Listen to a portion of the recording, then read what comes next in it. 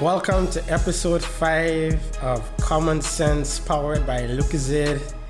And tonight it's me alone in studio, but it's going to be a really interesting and exciting night. I can assure you that. So why not share the live with your friends and with your families and bringing more persons to have fun here tonight, because tonight's episode is going to be a nice, short, fun episode. And we're talking about the rise of the Golden State Warriors. And you might be wondering why I'm wearing purple and gold. But before I became a Warriors fan, I was a Lakers fan. And I also want to troll the Lakers fans tonight, because I have a lot of Lakers friends. I know they'll be tuning in here tonight, so I said, you know what? Let me support them by rocking some purple and gold. But tonight we're not here to talk about basketball. We're here to talk about business, finance, leadership, and everything that revolves around making us successful in life and making us financially successful as well. And as you know, tonight's show is powered by Lucozade, the best in the business, and M&M Snack It. You can check them out for all of your catering needs. They have branches all over the country, so anytime you need any pastries, anything to eat, M&M Snack It is the place for you. Now, lessons from the Golden State Warriors. What a very interesting theme and topic to discuss in a podcast that purportedly wants to educate persons about finance. But one thing that I've learned is that many persons enjoy learning from storytelling. They enjoy learning from listening to experiences. And what better way to teach finance than to share about probably the most popular team in the world over the past decade, and the most popular athlete, I would say, Stephen Curry, the greatest shooter in the world, the best player in the world. I know many persons would debate that, but we can debate that at another time. But I think the rise of the Golden State Warriors and their journey has a lot of teachable moments that we as individuals, as businesses, as companies and organizations can learn and hopefully inculcate in our daily lives to enjoy the level of success that the Warriors enjoyed over the past decade.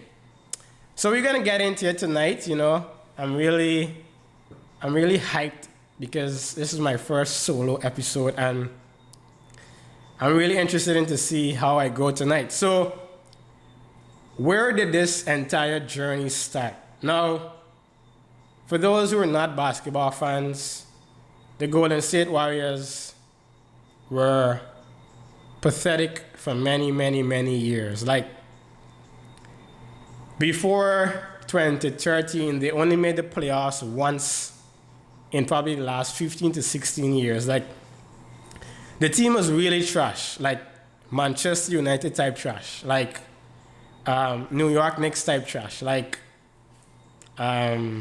small parties in Guyana type trash, like West Indies type trash. And you know how trash you have to be West Indies type trash. So the team were perennially underachievers. They never made the playoffs. They always finished either in last or in second to last. And the team was trash. And the owner in 2010 wanted to sell the team. And of course, when teams are being sold in the NBA, they do an auction. And the highest bidder usually wins. And there was a venture capitalist, a group of venture capitalists from Silicon Valley, Joe Lacob and his crew, that won the bid for the Golden State Warriors at a whopping cost of $450 million. And in 2010, that was the biggest purchase, the biggest price that anybody's ever paid for a basketball team back then, $450 million.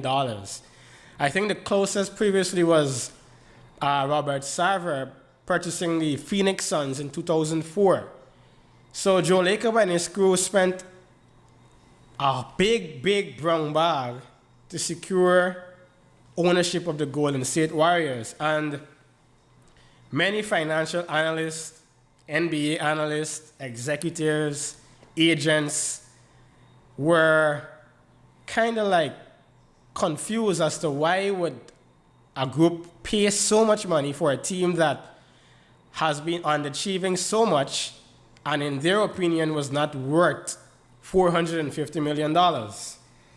And the analysts were very confused. But Joe Lacob and his crew had a vision. And one thing about venture capitalists and persons who work in Silicon Valley, they love taking risks and they love, pushing the boundaries and pushing envelopes because they believe in their vision, they believe in their dreams. And of course, that team, I'm pretty sure, did their research and they knew that once they own this team, once they bring along their ideas and their strategies to make this team a success and turn around the fortunes of the franchise, that their $400 million investment is going to reap significant amount of benefits. And from that $450 million investment in 2010, fast forward to 2021, the Golden State Warriors are now worth $4.7 billion. That's $450 million turned into $4.7 billion in that 11-year span. And of course, Joe Lacob has been smiling to the bank for the past 10 years because he's made almost 5 times his initial investment. 5 times, 10 times, kind of maths I'm doing.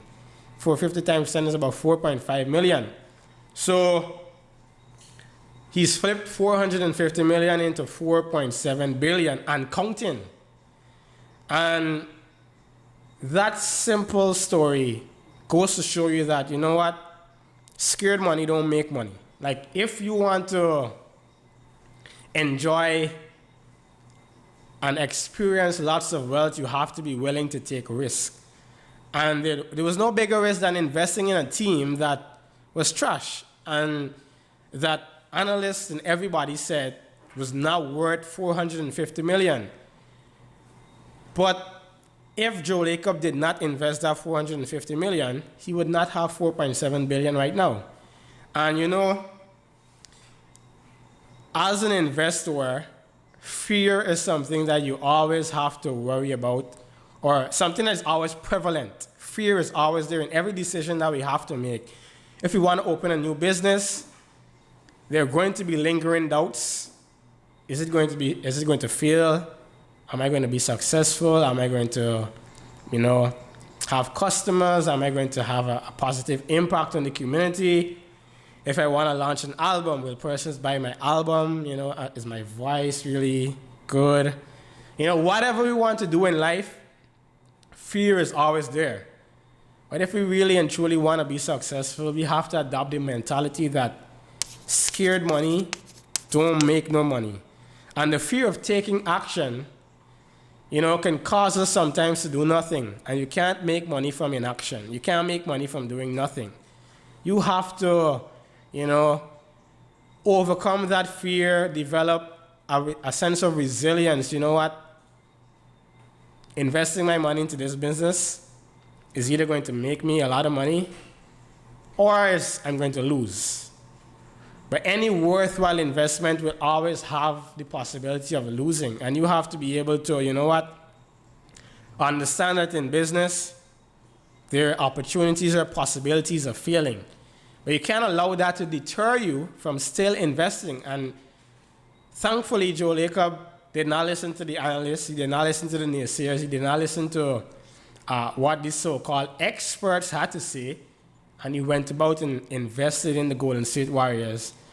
And now he's even richer than he was before. So you have to take that risk in whatever you believe in. You got to spend that money. And one thing about finance and money is that as you make room for more money is going to come to you, right? So if you're just hoarding money and saving everything and not taking any risk investing, then you're not creating any space for more money to come into your barns or into your pockets. So lesson learned from what Joe Lacob did, even when the naysayers or the experts or the analysts are having negative opinions or negative views, you go ahead, once you've done your research, and make calculated risk. I'm not trying to tell people, you know what, just take any and every type of risk. But do your research, take calculated risks, weigh the pros and the cons, and you know what? You can exponentially increase your financial standing. And another perfect example of this, I can use an example right from Guyana. And you know, Banks DIH. Banks DIH. I don't know how many persons know about the origin of Banks DIH, but when I read it, I was inspired and motivated. So here's what happened with Banks DIH and how it actually came about. Now, Mr. Digar was the principal shareholder of Banks DIH. And when he died, the business went over into his wife's name. She became the principal shareholder upon the death of her husband. And the business was really faltering. They were going through some hard guava season. Like the entire 12 months for the business was January for them. And you know what happens in January, right? And they were at the point of bankruptcy. And somebody came to Ms. Digar and asked her, you know, are we willing to purchase this business for $100,000?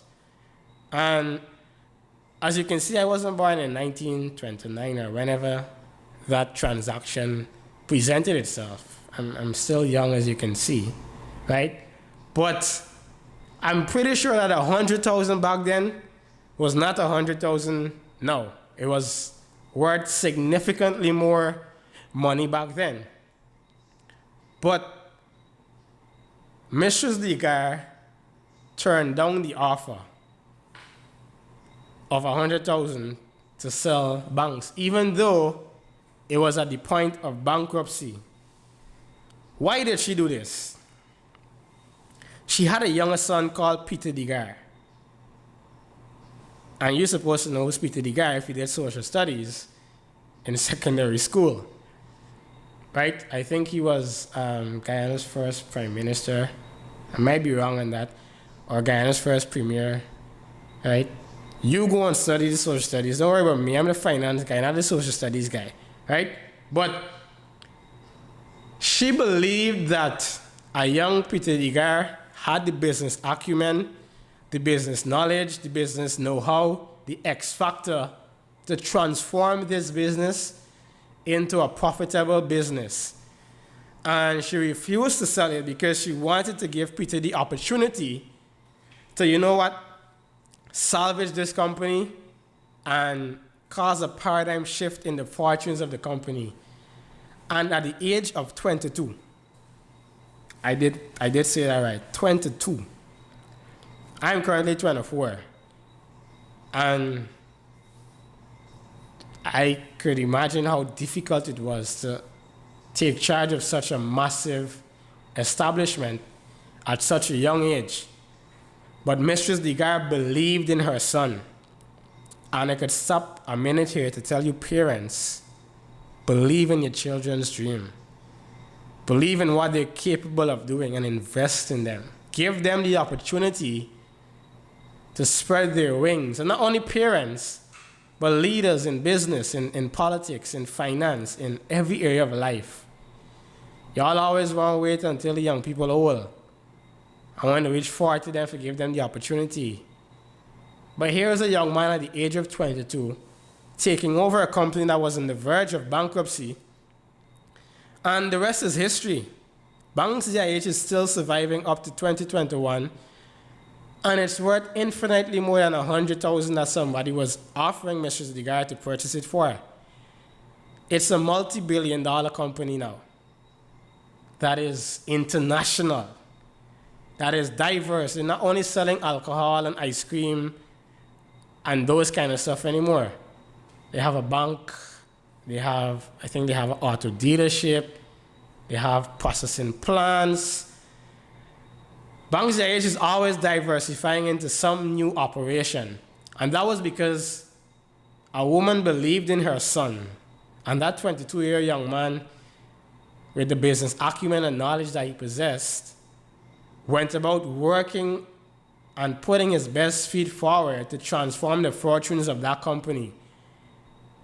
And 70, 90 years after, that company is still here, still surviving, still thriving. Mistress Digard did take a risk in believing in a 22-year-old. But like I mentioned earlier, scared money don't make money. If you want to be financially successful, if you want to enjoy massive fruits, you have to take risks. You can't just look at the weather. Some people only plant when it's sunny, right? You have to plant regardless of the weather. You have to take that risk. Many persons launch businesses in the pandemic. Of course, it's risky. You launching a business in the pandemic when persons are losing jobs, when the governments are laying people off. Yeah, we took that risk, and many of those businesses that were launched in that pandemic are thriving now and will be thriving for many more years to come. Take risk. Scared money don't make no money. Be like Joe Lacob, be like Peter Digard, and shoot your shot.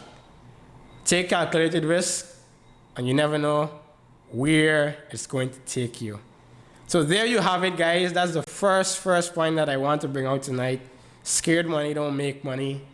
And if you're now joining in, we're talking about the rise of the Golden State Warriors, and we're combing into that rise, and we're pulling out lessons that we can learn. But remember that I've been Steph Curry with the shot. And as we transition now from Joe Lacob now, we're going to a bit about Steph Curry and what he had to endure during his early years. And what I want to bring out with this second point is that on your way to financial success and in your financial journey and in life, you have to make very difficult decisions that may often be unpopular. Now, in 2012, the Warriors had a guy by the name of Monta Ellis. And for the real basketball hoopers, you would know that Monta Ellis was one of the best scorers in that era. He was very short, but he used to give you 25 points a night, buckets, certified buckets from Monta Ellis. He could shoot from three, could pull up from mid-range, he could hit a floater. He had a nice ball handling skills. He was a bucket getter, right? But no NBA team has ever won with an undersized backcourt. And when the Warriors drafted Steph Curry, it was very, very difficult for Steph Curry and Monta Ellis to coexist on the same team because they have similar strengths and similar weaknesses that can cripple a team. If you don't have any size on the perimeter, you don't have anybody that can guard the opposing team's best scorers, right? So the Warriors had to make a choice between keeping Curry or keeping Ellis. And mind you, Ellis had been on the Warriors for a few years, and because they were so bad, he became a fan favorite because he was their only source of joy. Like, amidst all the thrash, there was one shining light. It's like West Indies in the World Cup this year, amidst all of the nonsense that they did. Sherman Hetmeyer, Nicholas Puran kind of performed, right? And it was a similar case with Monta Ellis and the Warriors. And the Warriors' brain trust made a decision, you know what? We drafted Steph. and we're going to believe in him, and we're going to work with him. And they decided to trade Monte Ellis for Andrew Bogut, a defensive presence, and I think a couple draft picks. Can't remember exactly. But Joe Lacob now, to show you how unpopular this decision was, you know, in the NBA, they honor all of the previous greats. And one of the great players for the Warriors was a guy by the name of Chris Mullin. And they had a sort of like a recognition ceremony for Mullin. And Joe Lacob stood up to give a speech. And the crowd booed him at Chris Mullin's recognition ceremony. You can imagine that? You as the owner now standing up to recognize somebody, and the crowd is booing you because you traded away their favorite player. And it was so bad that it's reported that even Joe Lacob's friends were sending him like get well messages and, you know, messages of support because the humiliation was really, really bad. Like, fans, well-wishers of the Warriors were really, really upset about this decision. But in hindsight, and for me, even in the moment then, it was a brilliant decision that needed to be made because Steph Curry needed the keys to the offense. He needed to be the guy that would lead this team. And he couldn't do that with Monte Ellis on the team. As well as the defense would have suffered because both of them were miniature guys, tall, short like me, can't really defend taller guys, can't defend nobody. Because not only were they short, but they didn't really have as much muscles as I do, right? So they had to make that unpopular decision, right? And it was very, very, very, very, very difficult. But that decision opened the floodgates for the formation of what we now know as the Warriors dynasty. That unpopular decision, because when Steph Curry received the keys to the offense now, he instantly became an all-star and then a superstar. And even though he had some ankle injuries in his younger days, he was able to overcome those ankle injuries and begin his ascension to superstardom. And I want to let you guys know that on this journey, you will make unpopular decisions, but you have to believe and trust in the decisions that you make that will benefit you in the long run. Even though others may not see the goal or the vision or the dream, you can't allow, again, naysayers, or you can't allow persons who may be questioning, why did he make this decision? Why did he do this? To deter you from what you know in your heart and in your mind to be the best decision that will allow you to grow, whether it's your business, whether it's your personal life. Like, you might be working at ExxonMobil, making hundreds of thousands per month, but you're not feeling as though that's your calling. Like, you're just there because it pays nice, but you want to do something that is more fulfilling. And I'm not knocking Exxon, right? I'm just using as an example, right? And you decide to leave, and your friends and your family are questioning, why would such a young, intelligent person leave such an excellent opportunity to go after something that is not even sure, uncertain? But you believe in yourself, you believe that this is the right decision. Then you have to go ahead with that decision, regardless of its unpopular nature. And you have to believe in yourself and believe in your dream and in your vision.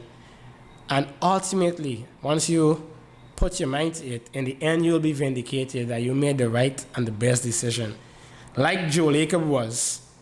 Because since they traded Monte Ellis, they made the playoffs immediately after, and then they won 3 championships. They went to 5 NBA finals, and they're on their way to winning their 4th NBA title. So You have to make unpopular and tough decisions, right? And another thing is the fact that, and I'm moving to another point now. The Warriors, when Joe Lacob bought the team, they hired a coach called Mark Jackson. And if you watch NBA, after Steph Curry hits the three-pointer, you would hear a guy say, "Mama, there goes that man." That's Mark Jackson. He's one of the entertaining commentators that we have currently on the NBA, but he was a coach. And he actually was the one that engineered the rise of the Warriors. I think in the 2 seasons that he coached the team, they made the playoffs. And Joe Lacob wasn't happy with just making the playoffs. He wanted to win championships. And the entire Warriors brain just felt as though, although Mark Jackson is a good coach, he moved the team from a perennial disappointment to a perennial playoff team. They felt as though he couldn't take them to another level. And I want to encourage persons on this point here that if you might be doing good right now in your business, the business might be making $100,000 a month. Don't be satisfied with that. Jay-Z said in a song, "Don't be good, be great." And I want to encourage you guys to pursue greatness. Come out of your comfort zone. And we have something that we call a financial comfort zone. You know, if you go to the public service right now, I am willing to put my head on a block at every single public sector agency in Guyana. There are some people that are working for over 20 years in the same position, earning the same salaries, because they've grown comfortable with that position. Never allow yourself, and I'm not knocking those persons or trying to diminish them in any way, but to other young people watching, or people in general, push past your financial comfort zone. Don't feel as though you're relegated to just making $100,000 per month. Or there's some other persons who might enter the middle class and they make $300,000 a month, and you know what? I'm satisfied with that. I get my degree, get my $300,000, and I'm good with that for life. Well, to each his own, right? I'm not knocking those persons who do that. But I want to encourage you guys to don't just settle for being good. You can be great. Why settle for crumbs when you can have the entire bread? You know? So don't just be good, be great. And Joe Lacob didn't just want to make the playoffs. For some teams in the NBA, all they want to do is make the playoffs. Like the Portland Trail Blazers, every year they're making the playoffs, but they're never going to the NBA Finals. One time they were lucky to make the Western Conference Finals, but that entire team is just content on making the playoffs. Don't be like that. Or don't be like the Tottenham Hotspurs, my goodness. They just want to make the top 4 in the Premier League, and they're good with that. They don't want to win titles. One guy previously said that he's good with the Spurs winning against their rivals than even making the top 4. That's how low-minded or small-minded some teams or some people are. Don't just settle in your financial comfort zone. Push past. There is more out there for each and every one of us. So I want to encourage you guys to, like I mentioned earlier, push from being good to being great. And push from being great to being greater, to the greatest, and to the best. Don't just settle for crumbs when you can eat the entire bread. Right? So, tonight we're learning about the Golden State Warriors, and this episode is powered by Lucozade. I'm having a wonderful time. Preparing this really inspired me, and I hope that it inspires you as well. But just one quick stop. My jersey says Mamba. And on that point, the Mamba mentality is probably the perfect mentality that you need. Mamba mentality says, be the best. Be excellent. Be Be the best in whatever field you are. If you're a singer, be the best singer. And now that I'm on singing, I want to talk to the Guyanese artists for a while. Because for me, I'm a bit disappointed that Guyana has so much talent, but we're not seeing it manifested. And I don't want to hear about blaming the government and blaming copyright laws and all that kind of stuff. All of those things are important. But too many of our Guyanese creatives are just content with performing at a little gig here. 2 weeks per month, they might get called from the embassy or from some ministry, you get a little 15,000. We good with that. But look at Samuel Madas. And Samuel didn't ask me to do this. This is me using him. So he himself might not agree with what I'm saying, but I'm still using him as an example. But he is a regional and international artist. Why? Because he just didn't settle for doing a few gigs at Linden and Borbis and Essequibo 3 times a month. He honed and worked hard on his craft. Every night you would see him posting videos in the studio late at night, writing, churning out more songs, churning out albums. That guy has, how many albums he has now? About 5 or 6? Like, he has about 5 or 6 albums, and there's some Guyanese artists that don't even have one. How? Why? You have too much talent to be sitting on all that talent. Once you put in the work, once you see yourself as being bigger than 2 gigs per month, trust me, everything else will fall in line. You don't have to worry about government. You don't have to worry about private sector. You don't have to worry about copyright laws. You just put in the work, produce, write, and you will experience the same level of success that Samuel is experiencing right now. It wasn't just a magical thing, you know what? He started singing, he got his nice voice, and he just became Samuel Madas. Right? He put in the work. He didn't just want to be good. He wanted, you can see that he wants to be great. He's always working on his craft. If you look at the quality of his videos from 2012 to now, you'll see a stark difference. And that is what the Golden State Warriors wanted to do. They didn't just want to make the playoffs, they wanted to win titles. Right? So don't be good, be great. Now, as we transition into our conversation now, I want to talk about the importance of not allowing the ego to rule you. Because the ego is the enemy. And one of the reasons that the Warriors fired Mark Jackson, in addition to them thinking that he couldn't carry them to the next level, was that the guy was very, very insecure. He was so insecure to the point that his assistant coaches couldn't meet with the media. He didn't used to listen to the opinions and the views of his assistant coaches. They weren't allowed to speak to the media. They weren't consulted in the decision-making processes. They weren't allowed to get any shine. He was against that totally.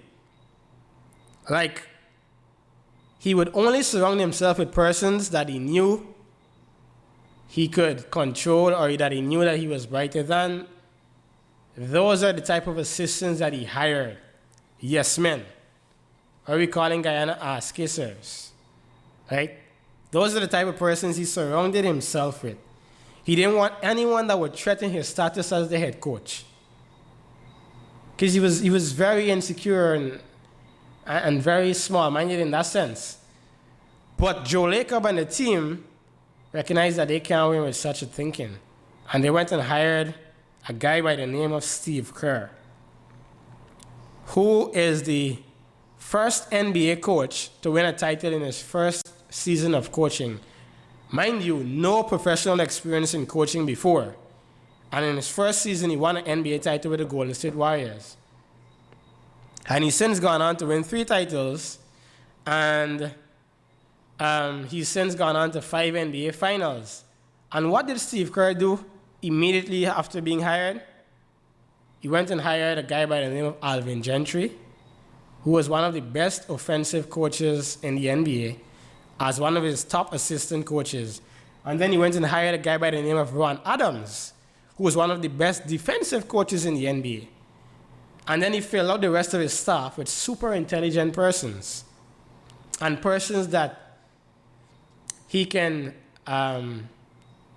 trust to give wise counsel, to challenge even his viewpoints. And he publicly praised his assistant coaches when they gave ideas. And even when he was becoming coach, he said that before he became a coach, he met with coaches, the best coaches from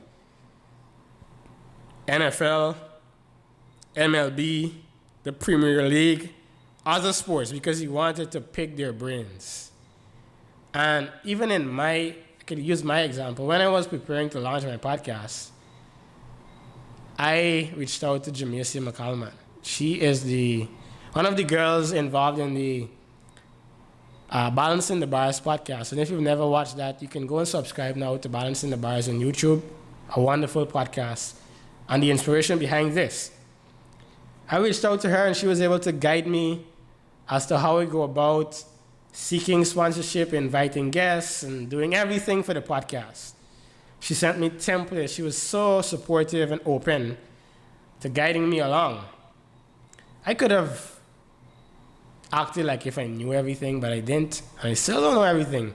And I'm still seeking advice from persons. Like, up to this week, I messaged Gordon and asked him for some advice on how to go about getting certain stuff done for the podcast. And this is similar to what Steve Kerr did. In every sphere of life, seek out the best persons. Get advice from them. Learn from them. That's how you grow as a businessman. That's how you increase your financial fortunes. By surrounding yourself with wise, intelligent people that can counsel and guide you and direct you in the right path. Another example. In 2015 in the NBA Finals, the Golden State Warriors were down 2-1 to my arch nemesis, LeBron James. And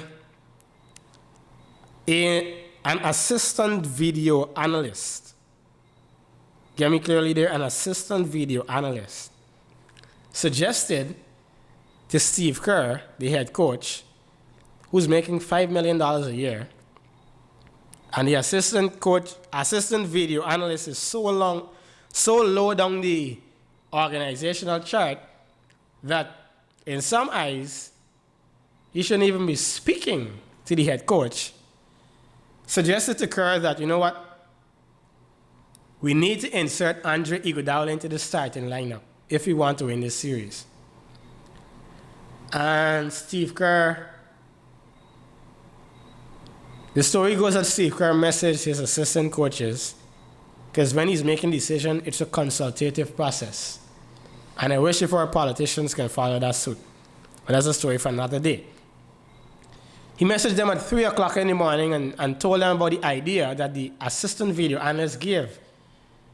And they endorsed the idea, and the next game, Andre Iguodala was inserted into the starting lineup. And the rest is history. The Warriors won 3 straight games, won the NBA Finals, won their first ring in over 40 years. And the funny thing is, Andre Iguodala was the Finals MVP, albeit fraudulently, because Steph Curry should have won the MVP, right? But Andre Iguodala won the Finals MVP in 2015 because of the opinion of that video analyst. And Steve Kerr publicly praised him. He didn't take the glory, he didn't take the credit. It was my idea, I came up with this brilliant plan to insert Andre Iguodala into the starting line. No. He gave credit where credit is due. And what I want to encourage each and every one of us is to have good people around us, not only persons that will tell us what we want to hear, but have persons that will challenge you and give you good advice. Like, if you're going to invest in what's a crazy business idea? Like, if you're going to invest in a business whereby cars are driving in the middle of the road, or some other crazy fantasy. If you have friends that are going to tell you that that's a good idea, then you're going to end up broke because of the stupidity of the idea and because your friends failed to highlight how stupid the idea was because they just wanted to. Their idea of friends is supporting whatever you do. But a good friend and a good advisors and good mentors would tell you, hey, that's not profitable, that doesn't make any sense. Throw that away, and let's go back to the drawing board and come up with a better idea. So surround yourself with good, sensible people and always be a student. That's one thing I admire about Steve Kerr. He's still a student. He's still listening to his assistants. He's never arrived. Even after winning 3 NBA titles, he doesn't move as though he's arrived.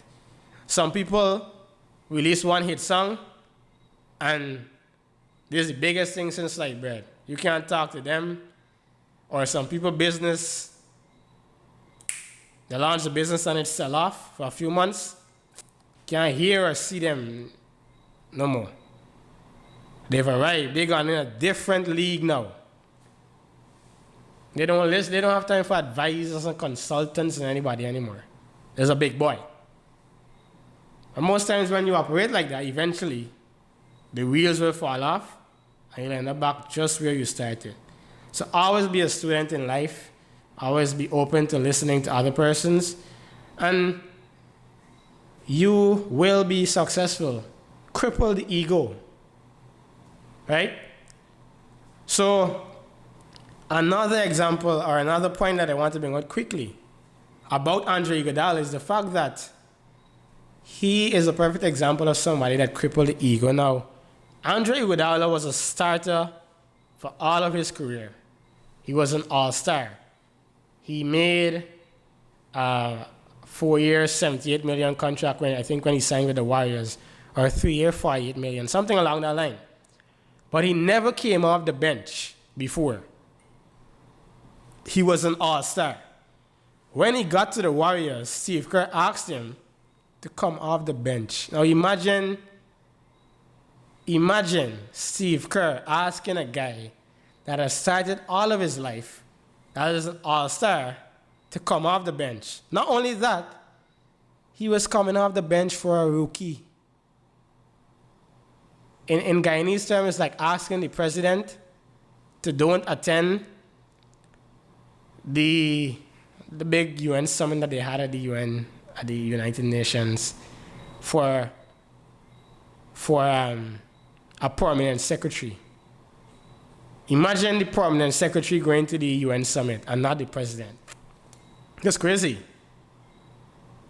But Andre Iguodala, though a very difficult decision, agreed to come off the bench for the benefit of the team. He believed in the team's success over his personal statistics, over his personal glory, over his personal ambitions. And because of that, as I mentioned earlier, he came off the bench for the entire year until the finals. And he was called to start. He could have screwed up and said, well, when I come here, tell me to come off the bench. Now we're there in the finals. Now we're done. We're there in a hard go of a season. And now you want to start? All the time, you got me on the bench, coming off the bench. Now we're done in the finals. Now you're coming back to me. No. He graciously came off the bench. He graciously accepted the decision to move to the starting lineup. And he became finals MVP. So kill that ego. If you're working in a team, if you're working in a partnership, in a business, whatever it takes for the business, for the team to succeed, do that. Because at the end, everybody will shine. In your job, don't try to out other people's scandals. Or don't try to limit other people's shine. Work as a team. And there's a philosophy in Golden State that we call strength in numbers. And what that means If you watch how the Warriors play sports, they lead the league in assists. They're always passing the ball. Right? They had a deep bench. Everybody had an opportunity to shine. Strength in numbers was their mantra. That's what they were known as. A team where every single member of the roster had an opportunity to shine. Where persons weren't envious of other persons getting more minutes or getting better stats, everybody bought into the idea that, you know what, for our team to succeed, I have to be a star in my role. You might not be the face of the company. You might be behind the scenes working the cameras, or you might be behind the scenes doing the payroll. But whatever role you have to play, be the best of that. Be the star in your role. And at the end of the day, the entire team will win, and you will benefit, and everybody will benefit, and everybody will smile. And you can be as successful as the Golden State Warriors. Right? Now, as I begin to wrap up, I want to transition now. I could quickly mention another thing, is the fact that the Warriors play basketball with so much joy. Like, if you've never watched basketball before, and you tune in to watch the Warriors, you might want to become a basketball fan. You might see Steph Curry after hitting a shot, shimmying. You might see the bench laughing and reacting and everything. There was so much joy. Find joy in whatever you do. Find joy. When you're happy and joyful at what you do, there are better results in your business, in your career, in whatever you do, in your relationship, in life. Find joy in whatever you do. Right? Now, my final point, and actually my second to last point. I want to quickly mention that the style of play that the Warriors employed was a very unconventional style. Usually in the NBA, jump shooting teams never won. You used to have to have big guys in the paint that will dominate the paint, score easy buckets. If you listen to guys like Charles Barkley, he repeatedly lamented the fact that jump shooting teams will never win in the NBA. Golden State will never win a championship. Steph Curry will never win just shooting threes. They will never win switching on defense. They will never do this, they will never do that, because everything about the Warriors were unconventional. It was different from anything that's ever been seen before in the NBA. Right? But the team believed in his values, it believes in his philosophy, passing, shooting from three, switching on defense, having a big bench. And regardless of what the naysayers or the analysts or what everybody else is doing, they believed in their unconventional style. And I want to tell you guys that you don't have to do what everybody else is doing. You don't have to follow the script. I know many times if you go and work in the public sector and you see everybody else doing the same thing, at some point you're going to fall in line. But you don't have to do that. Even in business, if you're launching a podcast, if you're bringing out an album, if you're baking cake, whatever you're doing, you don't have to do what everybody else is doing. And I launched my podcast, somebody else messaged me and tell me, this is not how podcast is working in America. I was like, I don't really care how podcasts work in America. I'm doing me. Let them do them. If you're going to give me constructive criticism of how I can better the product or so forth, I'm all for that. But don't come and tell me I must pattern me off of somebody else. I got my own style, they got their own style, everybody got their own style. Be you. Don't try to be like everybody else. Right? The Warriors were unconventional, and despite them saying jump shooting teams will never win a title, here we are 3 titles later with the same jump shooting teams. And the Warriors, and to a large extent, while Stephen Curry has revolutionized the game of basketball. Never before would you see persons pulling up for shooting a three-pointer from the half-court line. But if you watch every single NBA game right now, somebody's shooting from the half-court line. Right? You never know what can be done until you do it. Even Drake. They said rappers have to put on this tough persona, and you can't rap and sing, and you can't do this, and you can't do that. You can't be a rapper from Canada, and a whole bunch of stuff. And Drizzy ignored the naysayers. He rapped, he sang. He's from Canada. He sang his slow music. He did his pop. He did everything. And he won the artist of the decade, and he's the biggest artist in the world right now. There's no other Drake before, and there might never be another Drake. But imagine if Drake followed the style of Lil Wayne. We would never had nice songs to sing like Hotline Bling, or we never had nice songs to sing like God's Plan or those kind of stuff.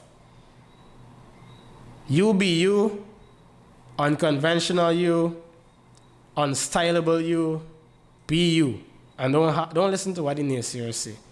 And my final point now, and possibly what I would say is my most important point. Not every bag is a good bag. Some bags come with baggage. And this one is where I'm going to shift from the Golden State Warriors, and I'm going to go to Lebron James, the biggest star in the NBA. At the age of 18,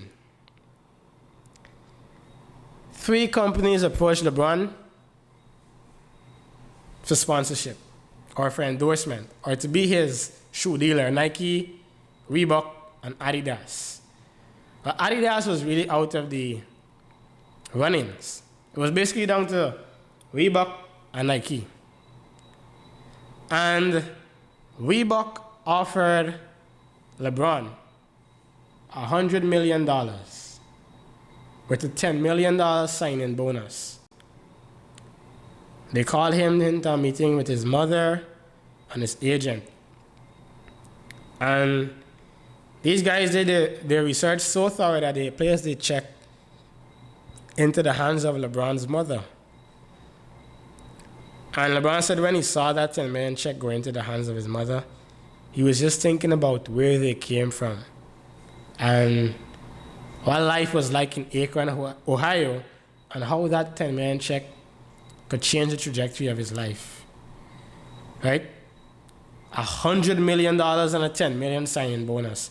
And in that room, there was a guy by the name of Steve Stout, who was one of the guys that launched 50 Cent, Nas, Will Smith.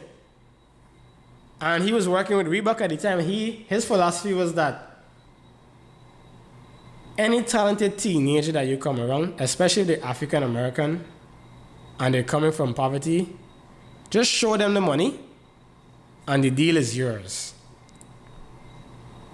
And that's the same thing that they did. They showed LeBron the money, $100 million, $10 million signing bonus.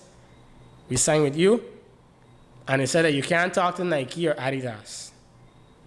That was a lot of money. But LeBron always wanted to sign with Nike because he always wanted to be like Jordan.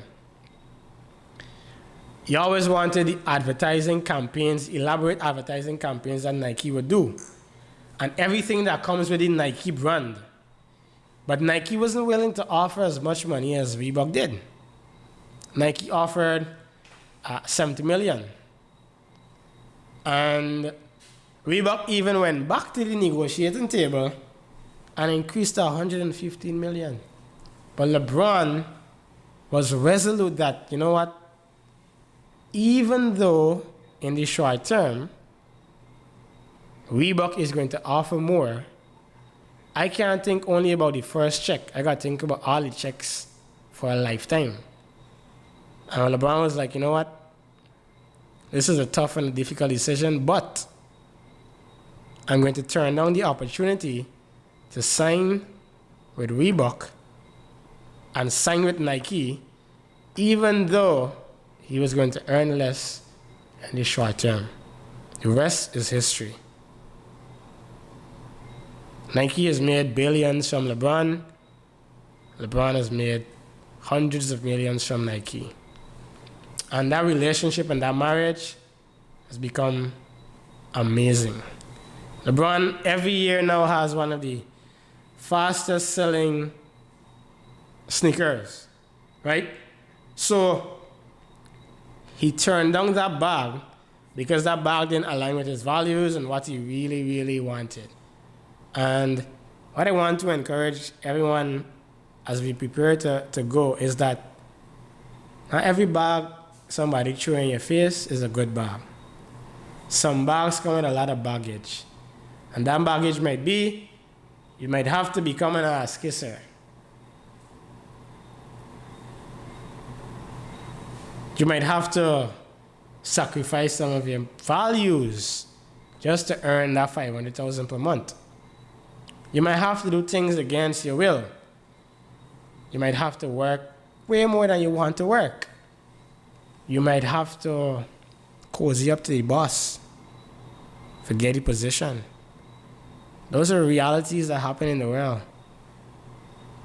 People do a whole bunch of stuff to secure the bag.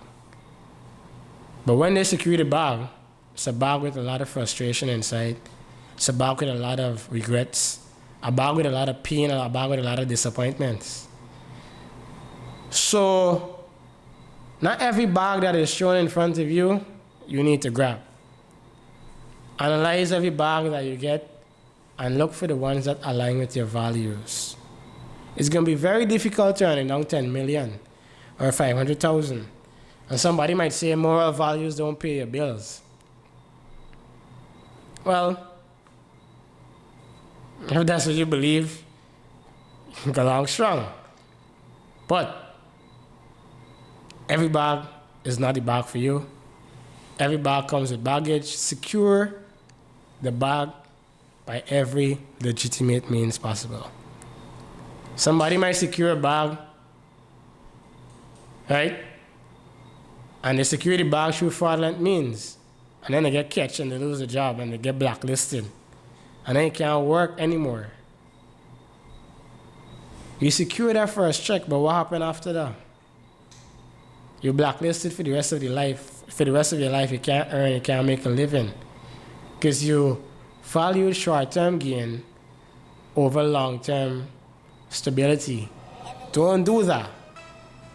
Don't make that mistake. Not every bag is a good bag. Secure the right bags. So I hope you guys had a wonderful time tonight on this journey with me through the rise of the Golden State Warriors and through the rise of LeBron James. We didn't touch on the fact that the Warriors blew a 3-1 lead and failed miserably. But even after they blew that 3-1 lead, guess what happened? The very next year they won the NBA championship. Why? After 1 hour of crying, they went back to the drawing board, came up with new plans. You know what? We need to sign somebody that could go toe-to-toe with LeBron. And what did they do? They went out and got Kevin Durant. And the rest is history. After blowing that 3-1 lead, they won 2 straight championships. Talk about bouncing back from failure. Talk about not throwing in the towel. Talk about not giving up. Don't you give up on your business plans. You might submit one proposal to a potential sponsor and they reject it. Don't just say, all right, this idea is trash, we're done with this. Reach out to number 2, reach out to number 3, reach out to number 4. Keep refining the plan, and eventually, things will break in your favor. So there you have it, guys, tonight. Thank you for tuning in on Armcore VPI's page on the 592 Dugout. Big up all my sports fans that tune in on the 592 Dugout. Subscribe to the podcast and comment on YouTube. Subscribe to our Instagram page. Like us on Facebook. Subscribe to our TikTok page as well.